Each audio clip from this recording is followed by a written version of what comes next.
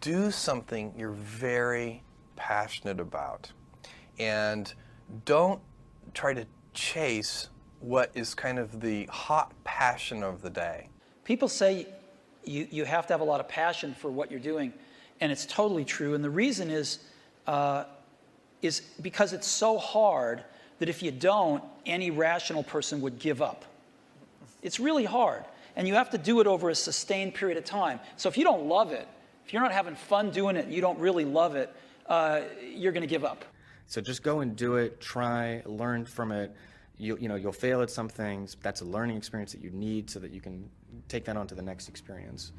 And don't let people who you may respect and who you believe know what they're talking about, don't let them tell you it can't be done. Because often they will tell you it can't be done, and it's just because they don't have the courage to try it. I think people that look for great ideas to make money aren't nearly as successful as those who say, okay, what do I really love to do? What am I excited about? What do I know something about? What's kind of interesting and compelling? It's very rewarding when you work on something you think is going to make a big difference. And yeah, it's a little bit harder, but I think the passion that one might bring with it brings so much more energy to that you're more likely to succeed. You have to have an emotional investment in what you're doing. If you don't love what you're doing, failure is pretty much guaranteed. Success is not guaranteed by any means, but failure is much more likely if you don't love what you're doing. If you know exactly what you want to be, you need to spend as much time with people that are actually that already. One of the things that I do is I question a lot of things. And you can do that in a good way and in a bad way, but hopefully if you try to get people to motivate why they're doing something and their way of thinking, the worst thing you can end up with is a situation where you get told, well, this is the way it's always been. Mm-hmm. That's the worst ever. That's a non-answer. Instead, ask yourself, given everything we have today, is there a way we can make this better? And so when we're coming up with ideas, we always ask ourselves, what kind of new market is this creating? And then also, what part of my day and what problem is it solving? And so I've gone as far as taking an entire catalog of my day from the moment I open my eyes and writing down every single thing I do. And then asking myself, is there something here? If you're not coming up with 10 ideas a day, that's why I have this thing. If I'm not filling up this page every single day, then my idea muscle will atrophy. And I started this in 2001, and I still do it every single day. You have to come up with ideas every single day, or the idea muscle atrophies. The good news is, after about 6 months of doing that, you're like a machine. People get surprised at how many ideas you could just have anywhere. But understand that naturally nobody is interested in your idea.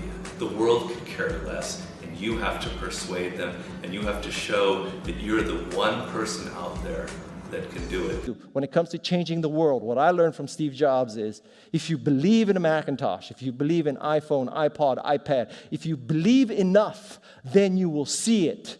Because other people will believe in it. Other people will create software. Other people will create products. So you need to foster the belief in what you are dreaming so that it becomes a reality, which is very different than saying, I don't expect anybody to believe it until I see it. You need people to believe it before they can see it. Don't necessarily think that you have to have the home run and the huge Apple computer on your first start. I spent a long time in my life with skills just building little devices for fun. For fun is one of the key things, because that drives you to think and think and think and make it better and better and better than you ever would if you're doing it for a company.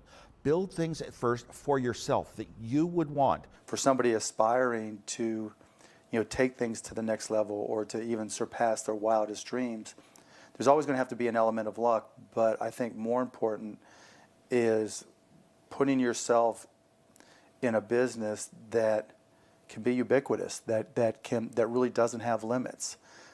Because otherwise, there's always going to be a grind to it. But if the business, if it can't be something that you can visualize every business using or every consumer using, it's going to be tough to scale to be big enough or to have the perceived value. You want an idea about which you can say, I know it sounds like a bad idea, but here's specifically why it's actually a great one. You want to sound crazy, but you want to actually be right. Because when you're trying to differentiate, when you're trying to do something different, there's going to be that gut moment, that gut sense. Is this right? Is this not right? If you're not having doubt, you're not pushing the boundaries far enough. Don't think about how do I get big fast. That will happen if you actually build something super meaningful and super important. So don't think about, what is the quickest way to success? Think about what is the best way to building something important that the world really needs. This little idea explains why some organizations and some leaders are able to inspire where others aren't. Let me define the terms really quickly. Every single person, every single organization on the planet knows what they do, 100%. Some know how they do it, whether you call it your differentiating value proposition or your proprietary process or your USP. But very, very few people or organizations know why they do what they do. And by why, I don't mean to make a profit.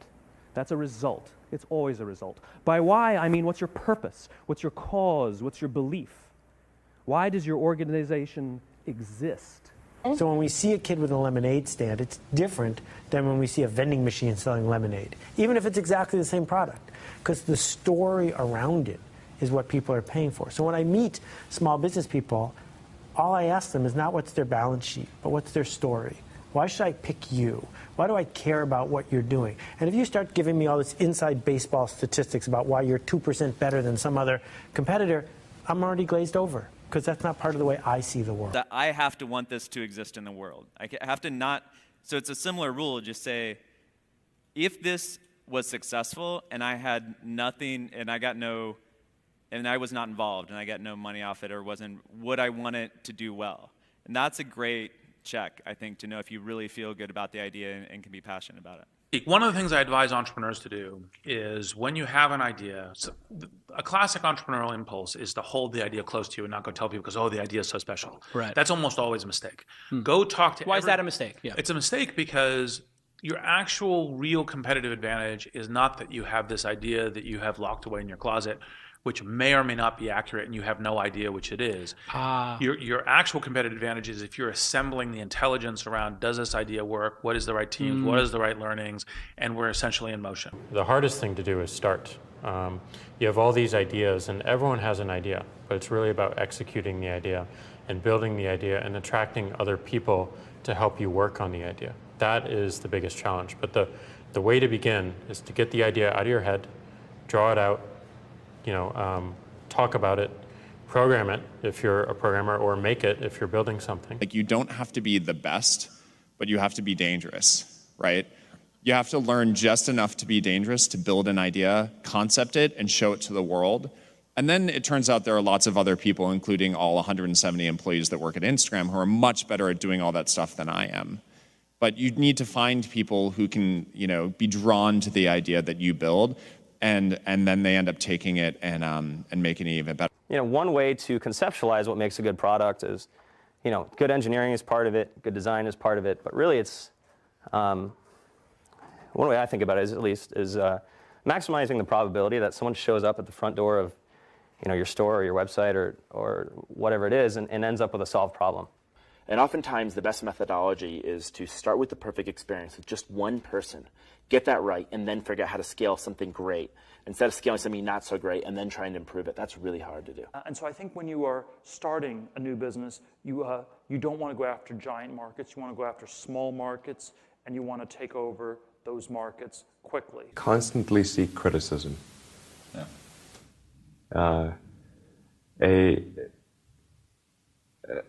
A well thought out critique of whatever you're doing is as valuable as gold. And you should seek that from everyone you can, but particularly your friends. If you're not utilizing an online community, then you're at a disadvantage to those who are. You can be asking online communities what they think about your ideas, or if they have any advice with what you're working on. Not only will you hear from people who are passionate about the subject, but you'll be hearing from people all around the world, each with their own experiences and stories that can help you. And there are a lot of people from whom we can learn a lot. And I think the one piece of advice is don't underestimate anyone you come across ever. Right. Whether they're, a blue collar worker waiting for the bus, or they're, helping you they're the server or bartender at the restaurant, or they're a lower ranking employee. I mean, the smartest leaders I've ever seen have always gone around the room and asked for everybody's opinion. Most startups that fail do it ultimately because they did not make something that people wanted. They made something that, that they thought people would want, but they were either in denial about it, whether it was actually any good, or somebody else came along and made something that people wanted even more. The best piece of advice that we've figured out as we've been doing Foursquare is not to let other people distract what you're doing. There's always haters that say, your idea is stupid, this idea is never going to work, don't even bother doing that because someone else is going to do it before you do. And if we listened to all that feedback that we were getting, all that negative feedback, we would never have built things, we would never have prototyped things. And that's how we really got to where we are. We saw things that we wanted to build, and we just went out and built them. And it turns out when you build stuff that you like to use, there's a good chance that there's thousands of other people that want to use it too. And so it's not just about doing focus groups, it's not just about double checking your vision, it really is about integrating this concept of testing our ideas rigorously throughout the product development process, throughout the marketing process, even as we scale up.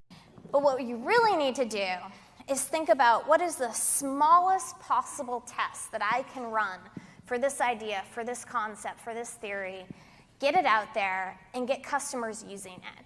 Because your customers are going to be the ones to tell you if it's really working or not. Like there's almost this expectation that you have to have in your mind this sort of, I'm going to change the world, sort of make a dent in the universe kind of ambition, right? But it's actually okay early on to just kind of solve small problems in layers until you actually get to a point where you have the capacity to do that. What this all comes down to is doing something exceptional for your users, whether it's in community, whether it's in connection, or whether it's in design. This is our big advantage as a startup, is that we can actually get away with doing this. We can make this the core part of why we're doing business.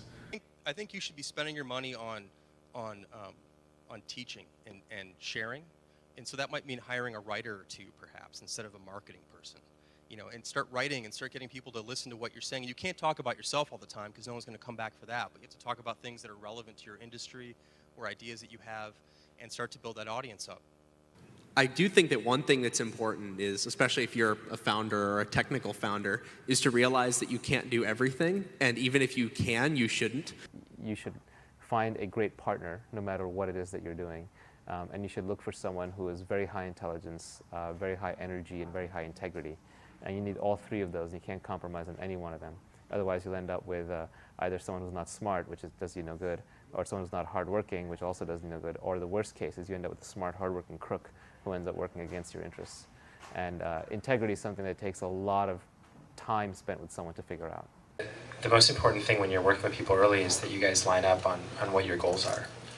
That sounds really basic, but you can totally, it can be fine. You can want to build a small business that makes money and you don't have to go to an office every day. Or you can want to build a huge company. You can want to build Google. But I think you have to be really, really aligned on that. When a lot of corporations have, they might call them core values or guiding principles or so on, but the problem is usually they're very lofty sounding. They kind of read like a press release the marketing department put out. They sound just like their competitors, and maybe you learn about it on day one of your job, but then it becomes this meaningless plaque on the lobby wall. Well, we wanted to come up with committable core values, and by committable, meaning we're willing to hire or fire people based on those values, completely independent of their actual job performance. The definition of values is they're the behaviors or principles that you religiously adhere to within your company. When I say religious, I mean that no amount of data will sway you from those principles, and the degree to which that you have the courage to maintain your conviction around those ideas is the degree to which you're going to be successful over the long term. A company is simply a group of people, as a leader of people, you have to be a great listener, you have to be a great motivator, You have to be very good at praising and looking for the best in people. People are no different from flowers. If you water flowers, they flourish. If you praise people, they flourish. And that's a critical attribute of a leader.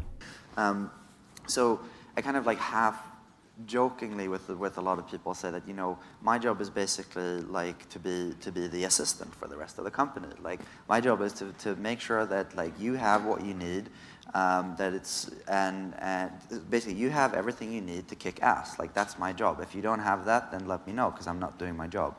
There are a lot of things that are outside of your control. A lot of external circumstances will determine the success of your idea, whether the market timing is right for this new kind of service, or whether people, whether a customer, like the economy is right for your kind of service, right? Whether you meet the right people who will finance your company. Many external circumstances are like outside of your control and but will affect the outcome, and you have to be okay with that.